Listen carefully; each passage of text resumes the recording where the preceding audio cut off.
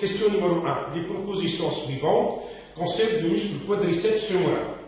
Le vaste intermédiaire s'insère sur les deux tiers supérieurs des faces antérieures et postériolatérales du fémur. Oui, c'est juste. L'insertion du vaste latéral sur la lèvre latérale de la ligne A s'étend jusqu'à la ligne spirale. Non, la ligne spirale est en dedans et le vaste latéral est en dehors. L'insertion du vaste médial sur la lèvre médiale de la ligne A s'étend jusqu'au grand trochanter. Non, c'est l'inverse. C'est le grand trochanter est en dehors et là nous sommes en dedans. Le tendon direct du droit fémoral s'insère sur l'épine iliaque antéro-inférieure. Oui, c'est juste.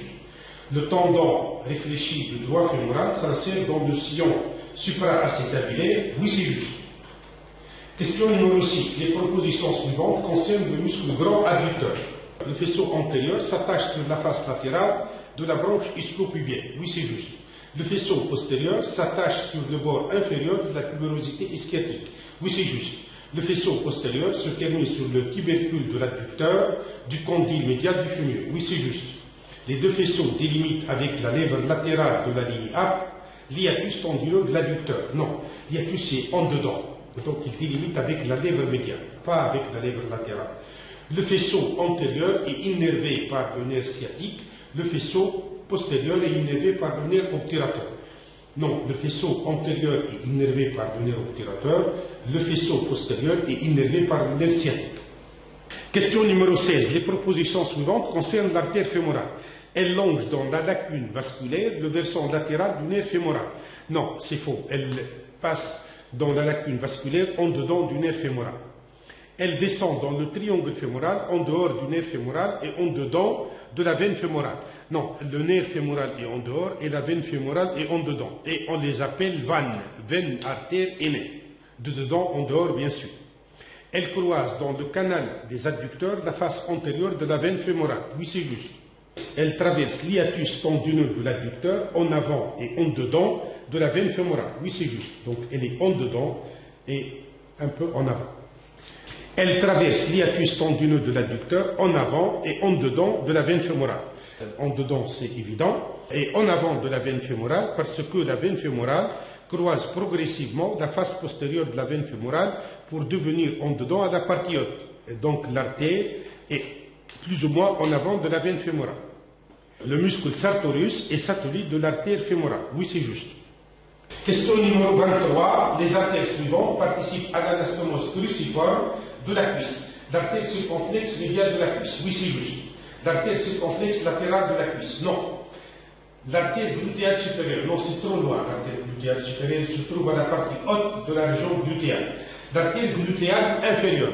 Oui, c'est juste. L'artère glutéale inférieure, parce que l'artère glutéale inférieure donne l'artère trochantérique, et l'artère trochantérique s'anastomose avec l'artère circonflexe médiale de la cuisse, et l'artère circonflexe médiale de la cuisse s'anastomose avec les artères perforantes et participe à la constitution de l'anastomose cruciforme. L'artère perforante supérieure, oui c'est juste, bien sûr, comme nous venons d'expliquer. La grande veine saphène monte sur la face médiale de la cuisse, suivant un trajet oblique en haut, en avant et en dehors. Oui, c'est juste, parce qu'elle suit le muscle sartorius.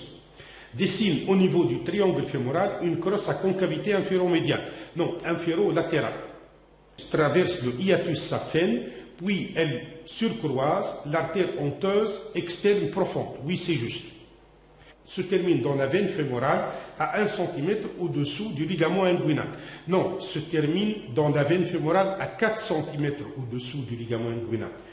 Reçoit le sang de la veine dorsale superficielle du pénis ou du clitoris. Oui, c'est juste. Question numéro 30. La lésion du nerf fémoral se manifeste par des signes suivants.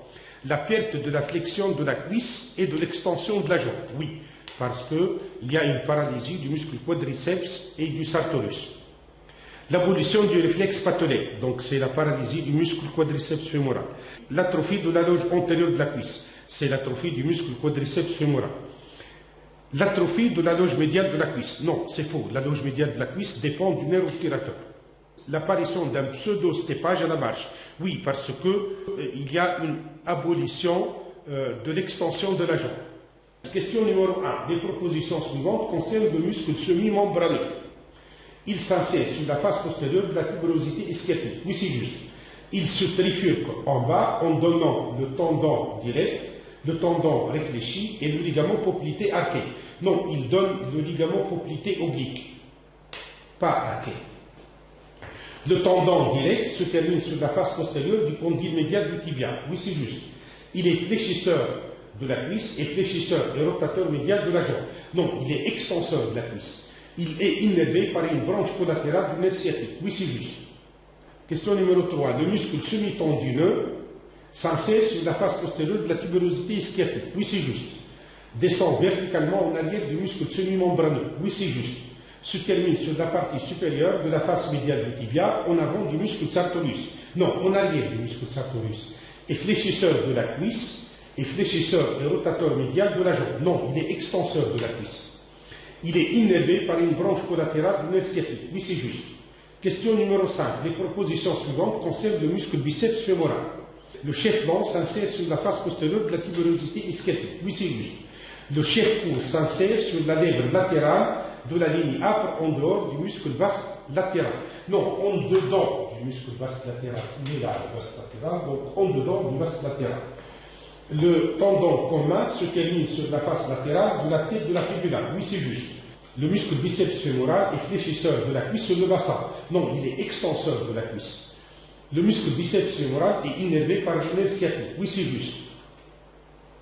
Question numéro 7. Les propositions suivantes concernent les muscles de la patte doigt. Ils sont disposés d'avant en arrière, le muscle sartorius, le muscle semi-tendineux et le muscle gracile. Non, ils sont disposés d'avant en arrière, le muscle sartorius, le muscle gracile et le muscle semi-tendineux.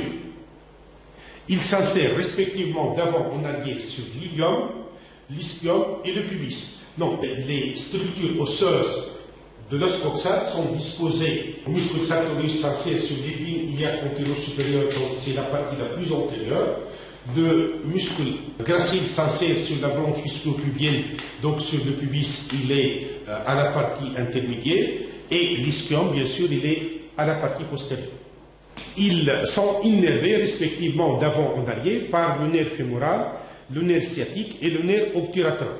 Non, ils sont innervés respectivement par le nerf fémoral, le nerf obturateur et le nerf sciatique. Les muscles sartorius et graciles sont fléchisseurs de la cuisse et de la jambe. Oui, c'est juste. Les trois muscles sont biarticulaires. Oui, c'est juste. C'est-à-dire passent sur deux articulations.